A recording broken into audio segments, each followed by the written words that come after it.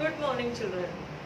Today in this next video related to the same chapter, that is diversity in living organisms, we are going to be looking into the classification and the further subdivision of animal kingdom. So now the group is Animalia. Now this group Animalia, it has been further bifurcated into 10 phyla. Okay, it has been further bifurcated into 10 phyla. The singular of that is phylum. Okay, now as we move from first to second to third, we are going to be observing that the body structure it is going to become more complex, more organs are going to be developing, each function related to a living organism is going to be performed by a specialized organ. So how that development it has taken place and what are those different examples that we are having, the characteristics which are related to each of these phyla, that is what we are going to be looking today. So initially in each of the videos, like for example today we can be taking up 3-4 phyla depending upon the time that is permissible to us. So same way in 2-3 different videos we will be able to cover up the complete classification of this Animalia kingdom. So let us start off with the first phylum, and we have to remember it in the same sequence so that we understand how gradually the development of the body and the complexity of the body is changing from a simple to a more complex structure. So first phylum that is there, that is called as Porifera. Okay, Porifera. Now Porifera, first of all, the first characteristic, they are all marine. Okay, these are all marine animals. Marine meaning sea water. Okay, they are aquatic, no doubt. But in that aquatic also, whether it is river water in which they are going to be found or whether it is going to be sea water. When we write that these are all marine animals, meaning that they are all going to be found in the sea. Okay, then as the name suggests, we are saying the name of this phylum as Porifera, means they possess pores on their bodies. Okay, they possess pores on the body. Now pores means minute holes. Okay, now these holes, first of all, we call them as ostia. Okay, these are another scientific name for the pores, that is ostia. Now all these ostia, they are going to be opening, like if suppose, let's say this is the body structure, here one hole, here one hole, here one hole. So all of these, they are going to be opening into one particular cavity. Okay, all pores. Okay, another characteristic is all pores open in one canal, you can say, or a cavity like structure, you can say. Now through this canal the water is going to be completely getting circulated. Okay, so there will be a complete circulation. Since they are all marine aquatic, water is going to enter inside these pores and it is not going to be staying inside. It is through these pores, because these pores are present everywhere and they are all interconnected into a canal-like structure. So it is going to be that this water is going to be completely getting circulated. Complete circulation of water is going to be found.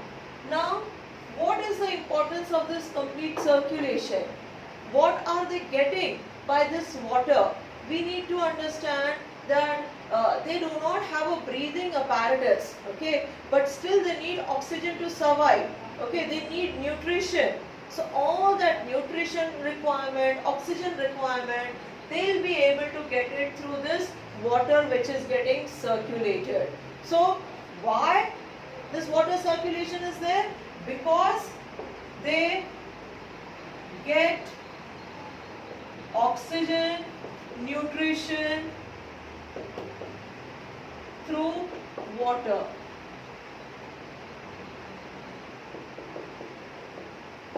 Alright students, so these are some of the properties or the characteristics that we have discussed about these porifera. Then further in this, we can be saying further characteristics.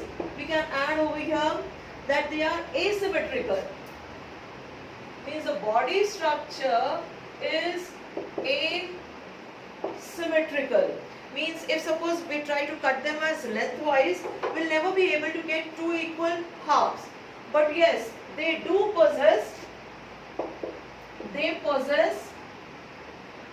radial symmetry. Okay, they possess radial symmetry. That means in the form of a radius, if we are trying to cut it off, then there we'll be able to find the symmetry which is going to be the element present. Then apart from this, we can also suggest that yes, they are going to be undergoing asexual reproduction. Reproduction is going to be asexual. Okay, mainly in the form of budding. Okay, asexual reproduction, mainly of the type of budding. Then if we talk about their nutrition, we say it is holozoic. Nutrition is holozoic. Okay, holo. Now let us understand, let us elaborate this term, holozoic. Okay, now holozoic and the opposite of that is holophytic. Okay, holozoic and another one is holophytic. Now these are again biological terms, children. Here holozoic nutrition means they ingest their nutrition and then further they go on doing all the processing. Means the food material only they are going to be ingesting. Okay, just like now we also belong to this holozoic category only, that we ingest the food. Now we are going to be eating the food that is suitable for our requirement. So same way they are also going to be ingesting the food and then later on the body is going to be processing it, means the digestion will be taking place, then absorption into the body. If any unwanted waste material is there, then through the excretion, through the egestion, it is going to be given out also. Okay, so that way we call it as a holozoic nutrition. So same is the case with the porifera phylum also. Then what about holophytic? Holophytic is a nutrition where they prepare the food from the inorganic material which is available outside. So in this category, we are going to be having all the plants, the green plants, who are able to carry out the process of photosynthesis. They take in the inorganic material like water, carbon dioxide, and then they prepare the food, and that food which is prepared, that is going to be fulfilling of their nutritional and the energy requirement. But for the case of, let's say, amoeba, and even we human beings also, amoeba, then we can be having all this porifera phylum, they are all going to be ingesting the food, and that is why we call that as a holozoic nutrition. Okay, now coming into the porifera examples. Okay, now examples of that, we can have the name as cycon can be there, spongilia, okay, or in effect all the sponges. Okay, the sponges, not the ones which we get normally in the market, these are all artificial sponges. The actual normal sponges which we get from the marine life, those sponges, they belong to the category of phylum as porifera. Their bodies are porous, and since their bodies are porous, full of pores, that is why we use the word as sponge for them. Means it is spongy by nature. Now, as far as the diagrams are concerned, we can be referring to that in any of the book or on the net. We'll be able to come across any one diagram which you should, children should be able to remember and practice it all. Now we are going to the next phylum.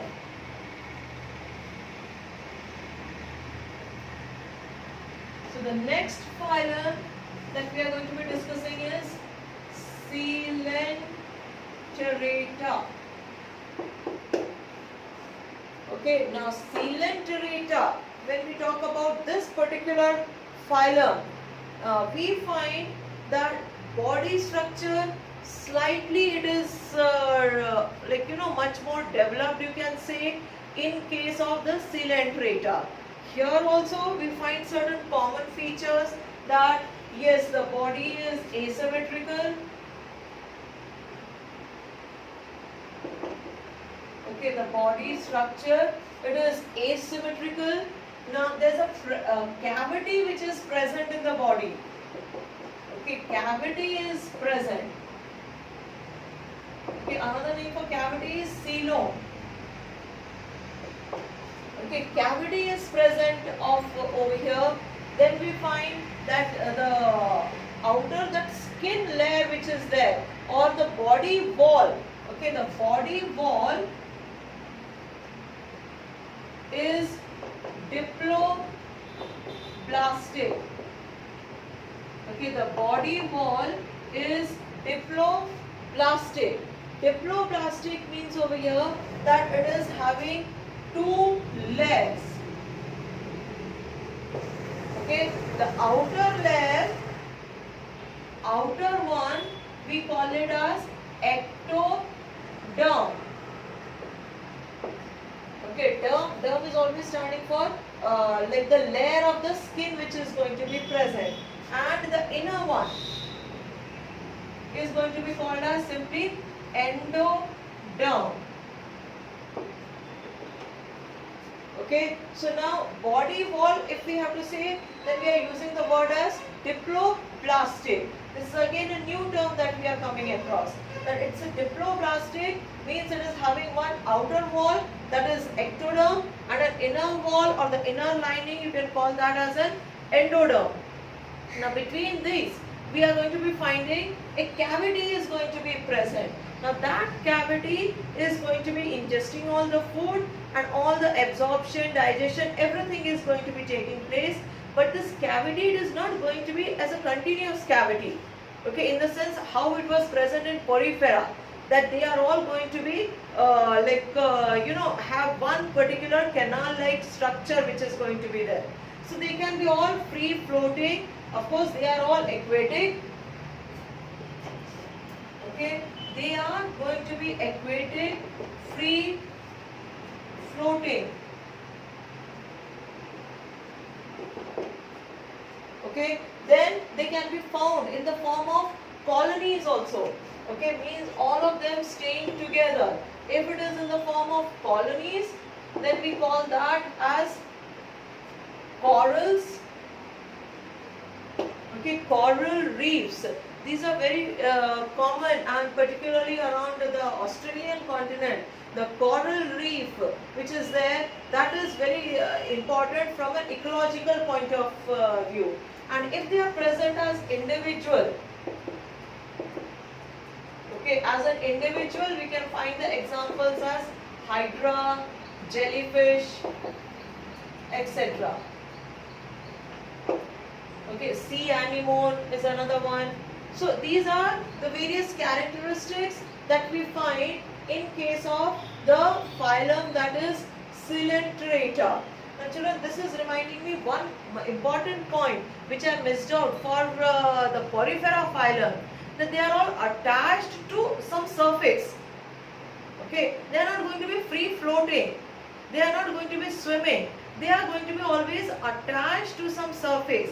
That surface we call it as substratum. Substratum, the surface where they are going to be found or where they are going to be attached. Either they can be attached to the sea bed or any object which is lying down over there. So to such objects they are going to be, from there they are going to be attached. Okay. Alright, so that's about the phylum, that is Coelenterata. Then we are looking into another phylum. Now in this phylum, first of all let us learn the name. The names itself, they are like, new names, new spellings. We have to get acquainted with the names. So a third phylum, it is Platyhelminthes.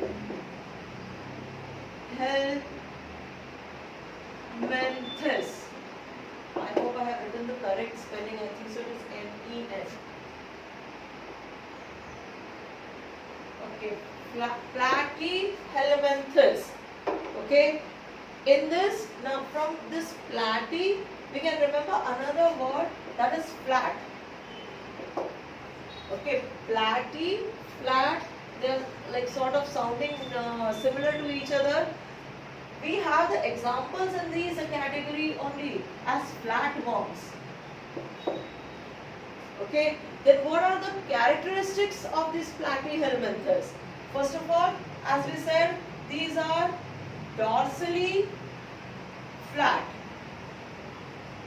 Okay, flat structure like a leaf-like.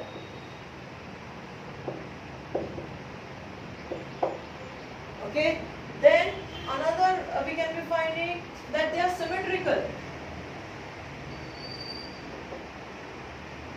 Symmetrical in the sense that the left side and the right side, they are going to be identical. Okay, so that is the type of the symmetry which is going to be seen off over here. Then another we can be finding that some sort of, now the body development is taking place. We find that they are acoelomate.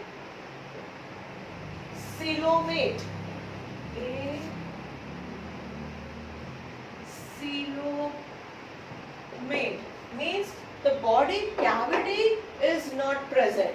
Okay, cavity where all the body organs are going to be located.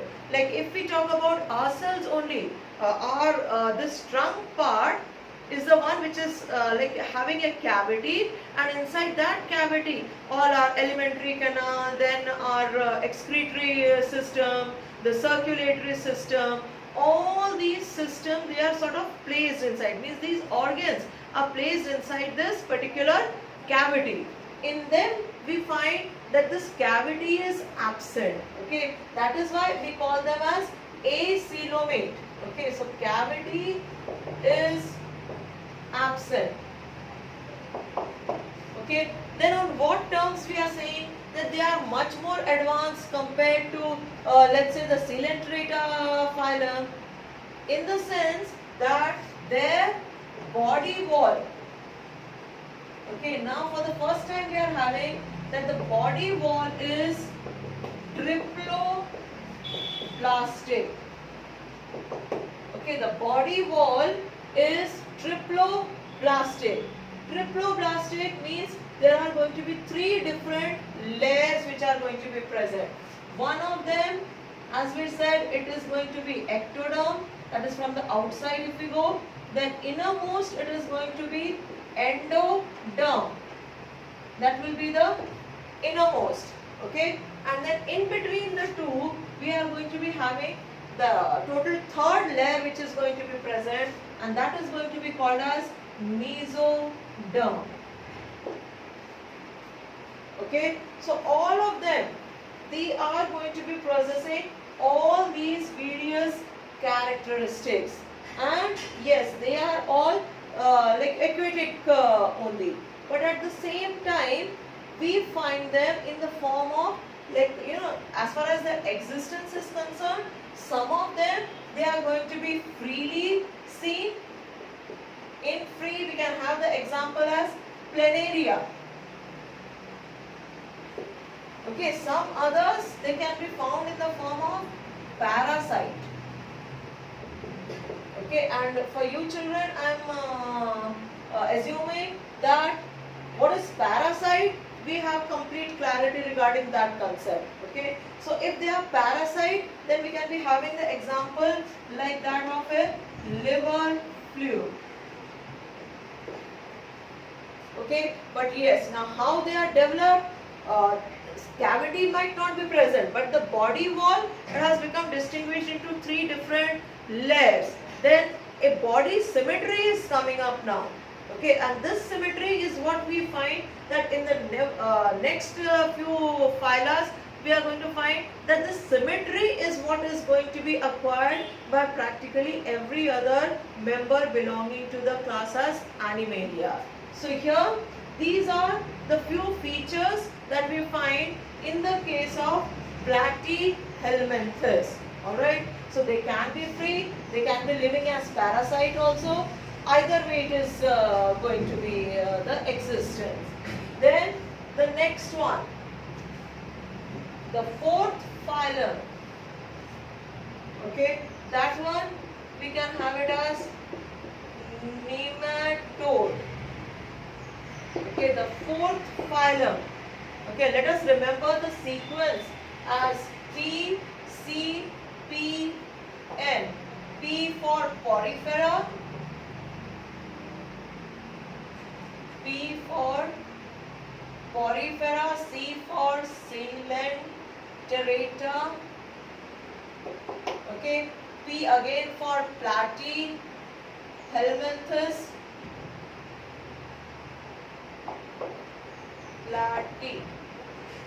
Okay, and N for nematodes.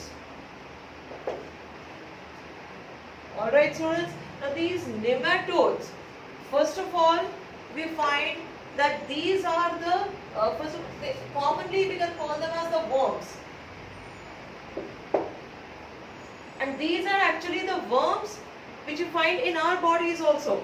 Particularly when we are small, then at that time even doctors, they suggest for small children that you give them some deworming tablets. Deworming syrup will be given. So that because small children, they have the tendency to walk on the floor, to play in the mud. So from there they might be ingesting all these what should I say, the eggs of all these animals they can be getting ingested inside their body system, and there as a parasite they will be continuing their growth. Okay, so they have to be removed away. That is why we have that deworming process which needs to be done particularly regularly for the smaller children particularly. Okay, so one thing is that they are causing all the diseases. Okay, disease causing worms. Okay, which disease? There's a disease by the name of encephalitis.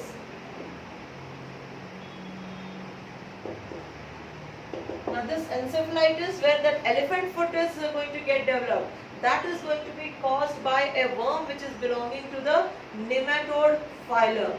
Then apart from this, their characteristics are going to be that yes, now a body cavity of a pseudocoelom. Pseudocoelom. Okay, pseudo, this is a prefix which is standing for false. And coelom, we understood that that is standing for cavity. Okay, so now the cavity in the body, it is beginning to get developed. Okay, as we are moving from less complex or from simple to more complex, we are finding that one by one the body structure is becoming more complex. So here we find that a coelom, that is a cavity, is becoming developed. Of course, this is very rudimentary, so we can be calling that as a pseudocoelom. Now, in that we'll be able to find some basic organs which are going to be present, which are going to be responsible for their digestion, for their reproduction. Okay, and that is why we have that they are going to be male and female, means the sexes are also getting developed. Difference in the reproductive system is coming up. So these are what we call them as pseudocoelom. And apart from this, we can put them as, they are all cylindrical body shape. Cylindrical body shape. Okay, cylindrical body shape. So here we are having all the worms, the roundworm, simple one. We can have a roundworm as an example. Alright, so these are certain phyla, depending upon from a simpler to a complex one we are moving, and we try to discuss their main features, their distinguishing characteristics which are present commonly in the bodies in general of all the members belonging to that particular phylum. Some variations, some exceptions can be seen, like say for Coelenterata, when we say that they are all marine, some of them can be found in the river water also. So exceptions are going to be there, but more or less these are going to be the main characteristics that we will be able to find. Now in this video we are going to end on this fourth number, that is as Nematoda. Afterwards, then in the next video, the remaining 3-4 phyla are going to be coming, and then the biggest phylum which is there, that is of Chordata, where all the reptiles, amphibians, mammals, all these categories we are going to be looking into as a particular individual video. So thank you students. You are going to be practicing of the various examples along with their diagram, so that our understanding develops further. Thank you for watching this video.